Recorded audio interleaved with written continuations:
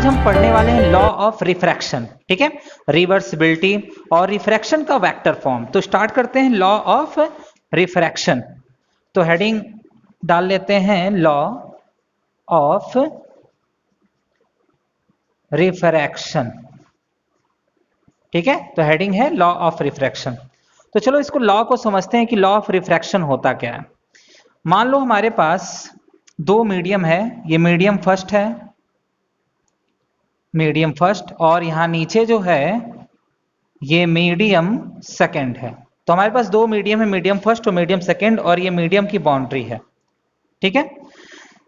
अब पहले मीडियम में एक लाइट रेस चली, सरफेस से टकराया, ये नॉर्मल हो गया, ठीक है, और ये बैंड होके इधर आ गया। थोड़ा सा हम बैंड बना लेते हैं इसको। Incident angle I, refracted angle R, ठीक। तो पहला लॉ क्या है, लॉ नंबर फर्स्ट क्या है इसका, कि जो इंसिडेंट रे है, रिफ्रैक्टेड रे है और नॉर्मल, ये तीनों की तीनों सेम प्लेन में होते हैं, ठीक है। बहुत इजी है, मतलब सेम प्लेन यानी को प्लेनर बनाना है। इनके वेक्टर कैसे होते हैं, को प्लेनर। को प्लेनर वेक्टर क्या होते हैं, जो वेक्टर एक ही प्लेन में पाया जाता है उनको हम को प्लेनर वेक्टर कहते हैं। जैसे ये एक्स वाई जेड, तो ये कौन सा प्लेन हुआ, एक्स वाई प्लेन। तो जितना भी वेक्टर आप इसमें बना लेंगे वो सब के सब कौन से वेक्टर होंगे, को प्लेनर वेक्टर होंगे। तो पहला लॉ क्या है कि incident ray comma refracted ray and normal lie in same plane. Simple सा हो गया, ठीक है, lie in the same plane. अच्छा, अब दूसरा लॉ इसका क्या है, तो दूसरा लॉ सबसे ज्यादा इंपॉर्टेंट है हमारे सिलेबस के अकॉर्डिंग। जो इसका सेकंड लॉ है वो सबसे ज्यादा इंपॉर्टेंट होगा।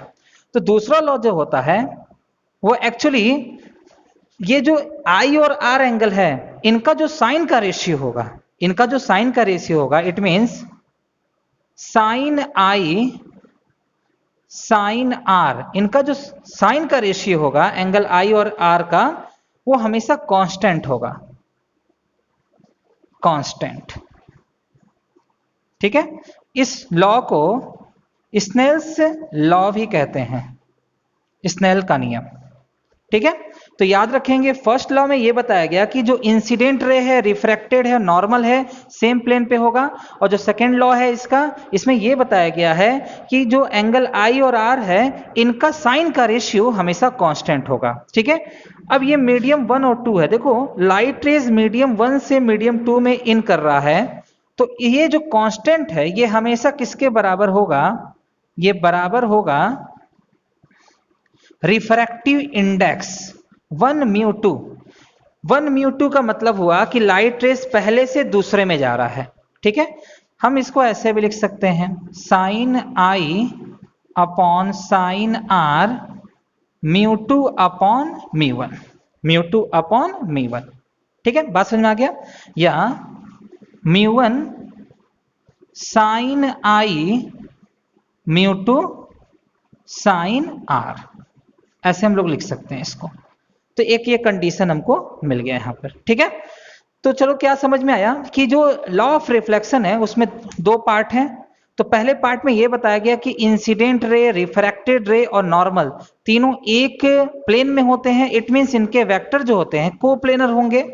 दूसरा में ये बताया गया जो एंगल आई और आर है, इनका जो साइन का रेशियो होगा वो हमेशा किसके बराबर आएगा, कांस्टेंट। एंगल का रेशियो नहीं लेना है आपको, इनके साइन का जो रेशियो होगा वो हमेशा कांस्टेंट होगा। ये कांस्टेंट रिफ्रैक्टिव इंडेक्स के बराबर होगा, और इसको कौन सा लॉ कहते हैं, स्नेल्स लॉ कहते हैं, ठीक है।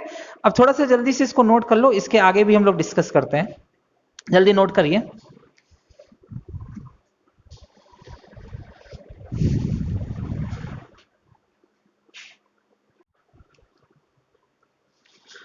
चलो तो यहां तक तो समझ में आ गया, इसके आगे कुछ इसके नोट्स बनाते हैं हम लोग।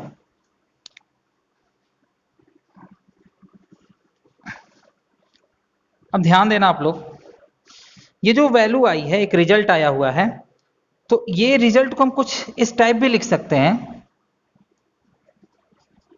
ठीक है।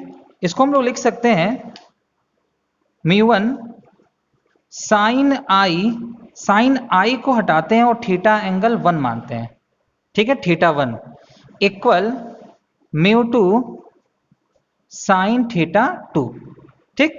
इसी तरह से और भी आगे हम इसको लिख सकते हैं μ3 साइन थीटा 3, और ये आगे बढ़ते जाएगा।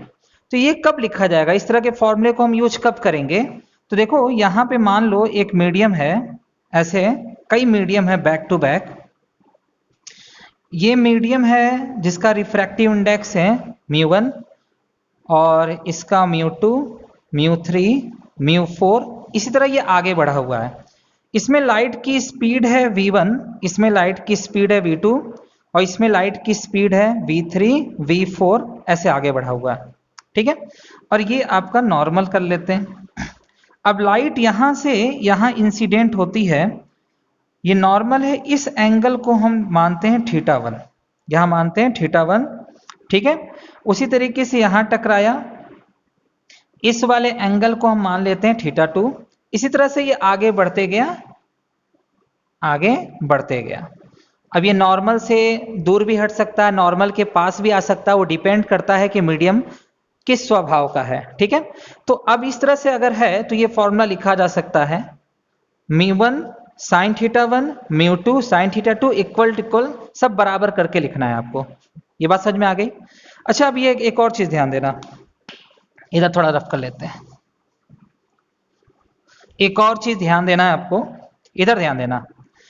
क्या हमें पता है कि रिफ्रैक्टिव इंडेक्स C/V होता है? ऐसे लिख सकते हैं हम लोग, रिफ्रैक्टिव इंडेक्स μ = C/V होता है, ठीक है। तो अगर हम पहले के लिए लिखें तो μ1 v1 लिख सकते हैं, c तो कांस्टेंट वैल्यू है। बात समझ में आ रही कि नहीं आ रही है? तो मैं क्या लिख सकता हूं, μ1 v1 = c।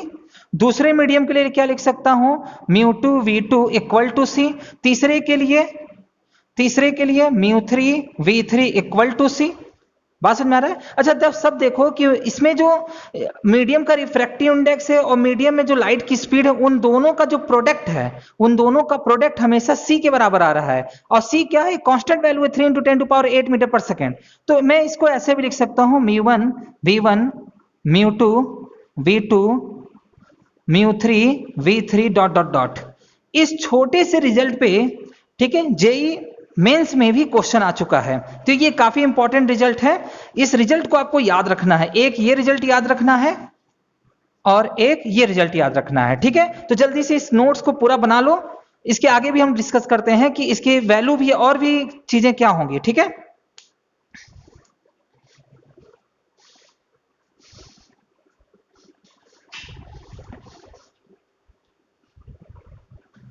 अब देखो वेक्टर फॉर्म क्या है, तो पहले हेडिंग डाल लेते हैं वेक्टर फॉर्म, ठीक है। ये बाउंड्री है जहां मीडियम फर्स्ट है, मीडियम फर्स्ट, और ये जो है मीडियम सेकंड है, दो मीडियम हो गया। अब यहां एक लाइट इंसिडेंट हुई, ये नॉर्मल हो गया इसका, और ये रिफ्रैक्टेड हो गई। इस एंगल को आई हम कॉल करेंगे, इस एंगल को आर। ये जो है इसका यूनिट वेक्टर लेते हैं, तो यूनिट वेक्टर आप ई आई कैप मान लेते हैं, इंसिडेंट रे का यूनिट वेक्टर। उसी तरह रिफ्रैक्टेड रे का unit vector E R cap और नॉर्मल का एन कैप, ठीक है। तो लॉ ऑफ रिफ्रैक्शन को हमको वेक्टर फॉर्म में लिखना है। तो पहले लॉ को हम किस फॉर्म में लिखेंगे, वेक्टर फॉर्म में। कैसे? उसको हम ऐसे लिख सकते हैं, e i cap dot e are cap n cap = 0। ये पहला लॉ हो गया। दूसरा लॉ कुछ इस तरह लिखा जाता है, mu e i cap cross N cap, sorry यहां डॉट नहीं रहेगा, यहां क्रॉस रहेगा, और = μ2 e are cap cross N cap. तो ये पहला लॉ, ये दूसरा लॉ।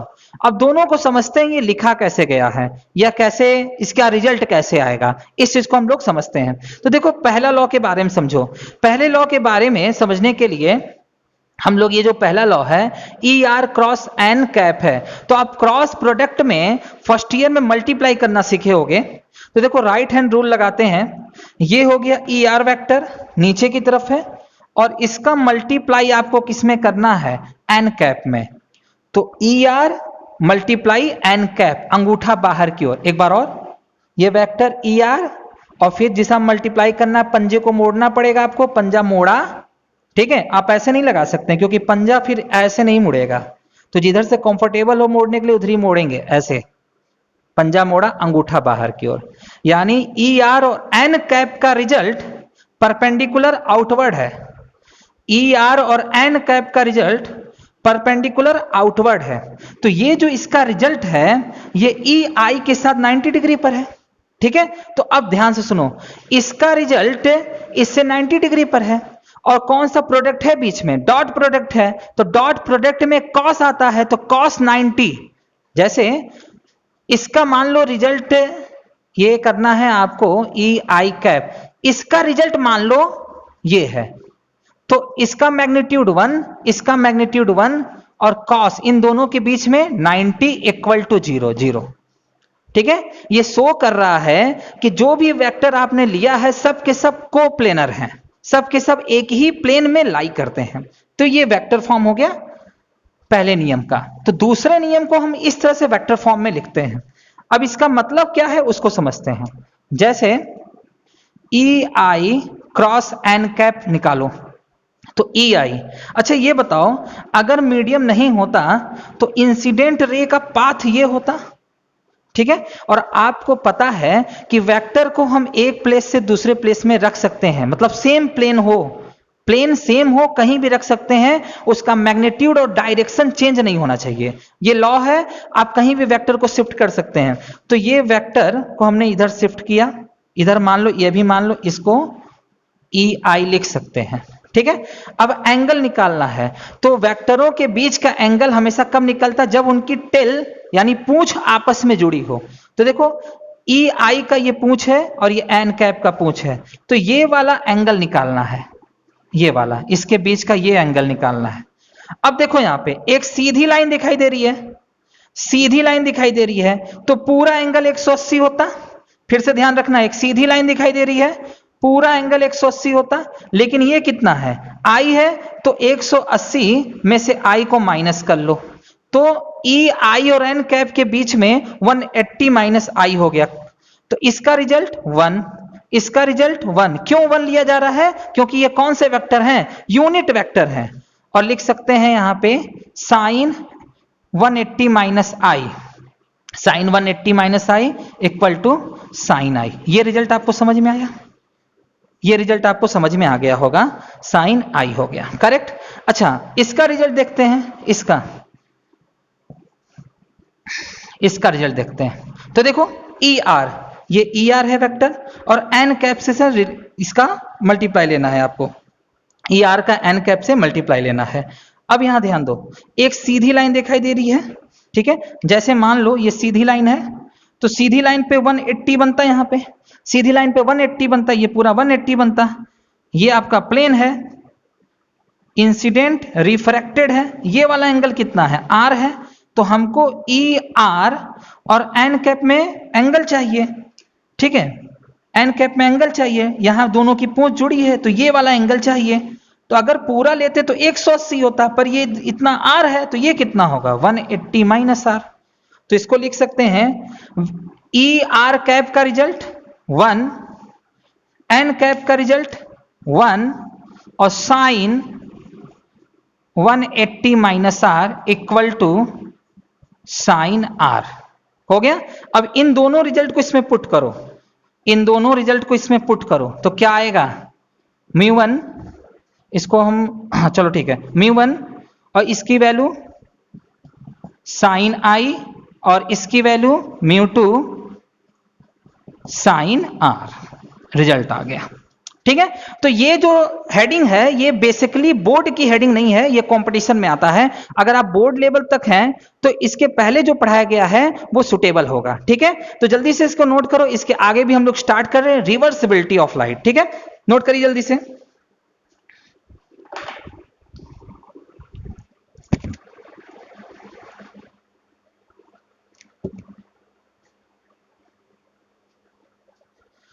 चलिए तो नेक्स्ट टॉपिक डिस्कस करते हैं, प्रिंसिपल ऑफ रिवर्सिबिलिटी। जल्दी से इसको सीख जाते हैं। ये बाउंड्री है, ऊपर है पहला मीडियम और नीचे है दूसरा मीडियम। ये नॉर्मल बना लिया, एक लाइट रेस पहले मीडियम में चला और दूसरे मीडियम में इन किया। ठीक है, ये जो एंगल है वो आई है, ये एंगल है आर। दूसरे मीडियम में एक प्लेन मिरर लगा देते हैं, ये हो गया प्लेन मिरर। और ये जो रिफ्रैक्टेड रे है इस प्लेन मिरर पे नॉर्मली इंसिडेंट होती है। जैसे ही नॉर्मली इंसिडेंट होगी वो अपने ही पाथ पर रिट्रेस हो जाएगी और जिस मीडियम से आई है उसी मीडियम में वापस चली जाएगी। अच्छा, इस पूरे प्रोसेस में पाथ चेंज नहीं होगा, यानी जो पाथ वो आते समय फॉलो की थी उसी पाथ पर वो रिवर्स होगी। तो अगर इस तरह से कहीं घटना घट रही है लाइट में, रिफ्रैक्शन में, तो इसको हम कहते हैं प्रिंसिपल ऑफ रिवर्सिबिलिटी। क्या बोलते हैं इसको? Principle of reversibility. ठीक है, तो अब देखो इसको हम लोग किस तरह से डील करते हैं। अगर मान लो ये पहला मीडियम दूसरा मीडियम पहले से दूसरे में जा रहा है, तो सबसे पहले हुआ क्या? सबसे पहले यहां पे ये हुआ, when light travel first to second medium, first to second medium। तो स्नेल्स लॉ लगाते हैं, sine I upon sine R 1 mu 2, equation number 1 लिख सकते हैं। अच्छा देखो दूसरे में क्या हुआ कि जैसे लाइट रिट्रेस हो गई, तो आफ्टर रिट्रेस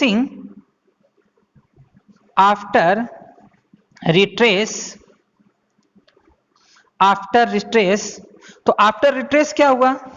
रिट्रेस में लाइट रेज फर्स्ट टू नहीं होगा, कहां से जा रही है अब? सेकेंड टू फर्स्ट मीडियम में ट्रेवल कर रही है। तो अब इसने लॉ लगाओ, तो देखो कैसे लगाएंगे। तो जाते समय एंगल कितना बना? Sine R. ऊपर कितना एंगल बन रहा है? Sine I. तो दूसरे से पहले में इन कर रहा है, दूसरे से पहले में जा रहा है, दूसरे मीडियम से पहले में, तो दूसरे से पहले में जा रहा है 2 म्यू 1 लिखेंगे। ठीक है, पहले से दूसरे में आ रहा है तो 1 म्यू 2 लिखेंगे। अच्छा, ये इक्वेशन नंबर हो गया आपका 2। अब ध्यान देना, अब क्या करना है, मैं इसको इधर कर ले रहा हूं। इक्वेशन नंबर 2 हो गया।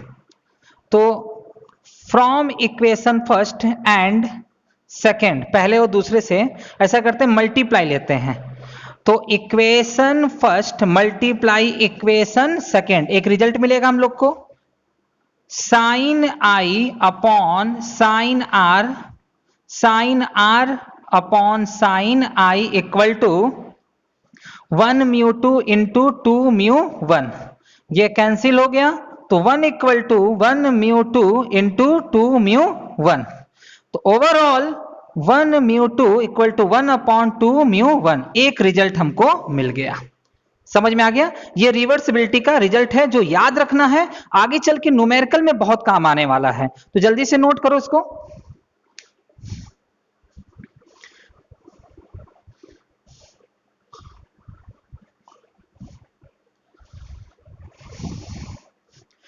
अब देखिए, अगर मान लो एग्जाम्पल लेते हैं, अगर मान लेते हैं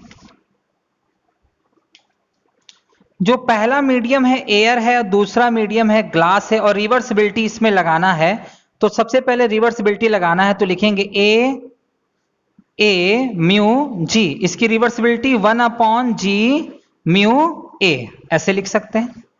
बात समझ में आ रहा है कि नहीं आ रहा है? ठीक है, अगर मान लो यहां वाटर हम ले लें, वाटर और लाइट रेज वाटर से ग्लास में इन करे, तो वाटर से ग्लास में क्या लिखेंगे? जी म्यू डब्ल्यू, ऐसे लिखा जाएगा। ठीक है, तो जरूरत बहुत पड़ेगी रिवर्सिबिलिटी की, अच्छे से इसको प्रिपेयर करो। अब यहां देखो, हमको एक केस समझना है कि बहुत सारे अगर मीडिया दिया हुआ है, जैसे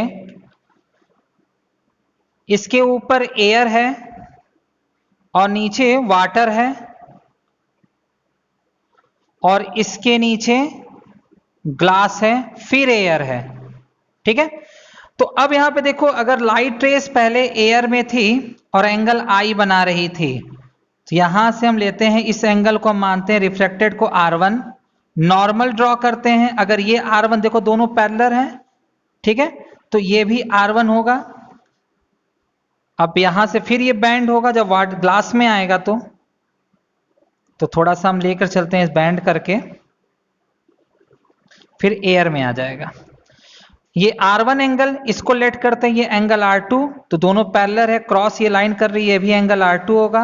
अब ये एयर में है तो इसको एंगल हम I, तो बाई ज्योमेट्री हम लोग ये भी प्रूव कर सकते हैं जो एयर में एंगल बना है वो I होगा, इक्वल होता है। ठीक है, फिलहाल अब इसकी जरूरत नहीं है। अब देखो इस तरह से मल्टीपल हमारे पास मीडियम है और लाइट ट्रेवल कर रही है सभी मीडियम में। अच्छा देखो, लाइट एयर में थी, सिंगल पाथ करते हुए डिफरेंट मीडियम से होते हुए फिर एयर में आई, यहां भी हम रिवर्सिबिलिटी लगाएंगे। बात समझ में आ रहा है कि नहीं आ रहा है? यहां भी हम क्या लगाएंगे? रिवर्सिबिलिटी। एयर में थी, कई मीडियम से होते हुए फिर एयर में आई, तो यहां भी हम रिवर्सिबिलिटी लगा सकते हैं। अच्छा देखो, पहले मीडियम में हम लोग किस तरह से डील करेंगे, तो लिख सकते हैं when light travel air to water, air to water, तो sine I upon sine R1, तो एयर टू वाटर के लिए A mu W, equation number first. ऐसे हो सकता है, ये तो बात समझ में आ गई, रिवर्सिबिलिटी आपको लिखने आता है। अब देखो यहां वाटर से ग्लास में गया, तो क्या लिख सकते हैं, व्हेन लाइट ट्रेवल कहां से कहां तक, water to glass, water to glass, तो यहां पे एंगल क्या है, एंगल है साइन R1, यहां एंगल साइन R1 और यहां एंगल साइन R2। वाटर से ग्लास में गया, W म्यू G लिखा जाएगा, इक्वेशन नंबर 2। अब देखो तीसरे बाउंड्री पे बनाओ, तीसरे बाउंड्री पे क्या लिख सकते हैं, when light travel glass to air, glass to air, तो तीसरे बाउंड्री पे बनाओ, इसको क्या लिखेंगे, sine R2 upon sine I equal to glass मतलब म्यू, सॉरी G म्यू और A हो जाएगा, इक्वेशन नंबर 3। अब तीनों इक्वेशन का मल्टीप्लाई लेते हैं, इसको रफ कर देते हैं, तीनों इक्वेशन का मल्टीप्लाई, तो ध्यान से देखो मल्टीप्लाई ले रहे हैं हम यहां पे, एक रिजल्ट आएगा sign I sign R1 multiply, दूसरे का लेते हैं एक साइड का, sine R1 upon sine R2 multiply, sine R2 upon sine I equal, और इस साइड का multiply A mu W multiply W mu G multiply G mu A, तो ये वाले टर्म साइन I से साइन I, R2 से ये सब कैंसिल, तो 1 equal A mu W W mu G G mu A, ऐसे लिख सकते हैं इसको। ठीक है, अब यहां पे क्या करना है तुमको, रिवर्सिबिलिटी इसमें लगाओ, तो अगर हम रिवर्सिबिलिटी इसमें लगा देते हैं तो देखो क्या बनता है, तो हम इसको ऐसे भी लिख सकते हैं A mu W W mu G equal to 1 upon G, sorry A mu G, reversibility लगा दिया। ठीक है, अब इंटरचेंज करो, इसको इधर लेके आओ, तो A म्यू G अपॉन इसको नीचे equal to W mu G। ये बहुत इंपॉर्टेंट रिजल्ट है, इस रिजल्ट को आपको एकदम याद रखना है। ठीक है, W म्यू G है, तो W म्यू G को हम लोग किस तरह से लिख सकते हैं, A mu G upon A mu W। समझ में आ रहा है कि नहीं आ रहा है? ठीक है, ये रिजल्ट एकदम बहुत ज्यादा इंपॉर्टेंट है, न्यूमेरिकल में देखना हर जगह मैक्सिमम बहुत से न्यूमेरिकल इस पे जो बेस्ड होंगे ये इससे सॉल्व होंगे। ठीक है, तो जल्दी से इस रिजल्ट को और पूरे को नोट करो इसको।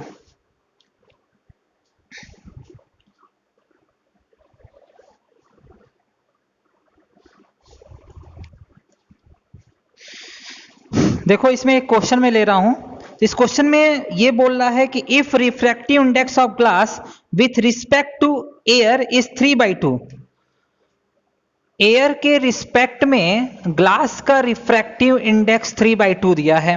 फिर आगे क्वेश्चन कर रहा है and refractive index of water with respect to air, air के रिस्पेक्ट में वाटर का रिफ्रैक्टिव इंडेक्स दिया है 4/3, और आपसे कह रहा है find the refractive index of glass with respect to water.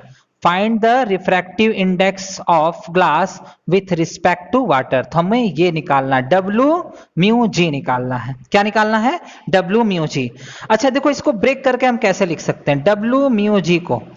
ठीक है, तो जो इस साइड है, जो राइट साइड में है, उसको सबसे पहले ऊपर लिखो एयर के रिस्पेक्ट में, और जो लेफ्ट साइड है उसको नीचे लिखो एयर के रिस्पेक्ट में। लिखना समझ में आया कि नहीं आया? ये कॉन्सेप्ट याद रखो, जो राइट साइड होगा उसको हम ऊपर लिखेंगे, जो लेफ्ट साइड होगा उसको नीचे लिखेंगे। किसके रिस्पेक्ट में? एयर के रिस्पेक्ट में। इस तरह से हम ब्रेक करके लिख सकते हैं। तो W mu G equal to A mu G की वैल्यू 3/2 और ए म्यू डब्ल्यू की वैल्यू 4/3।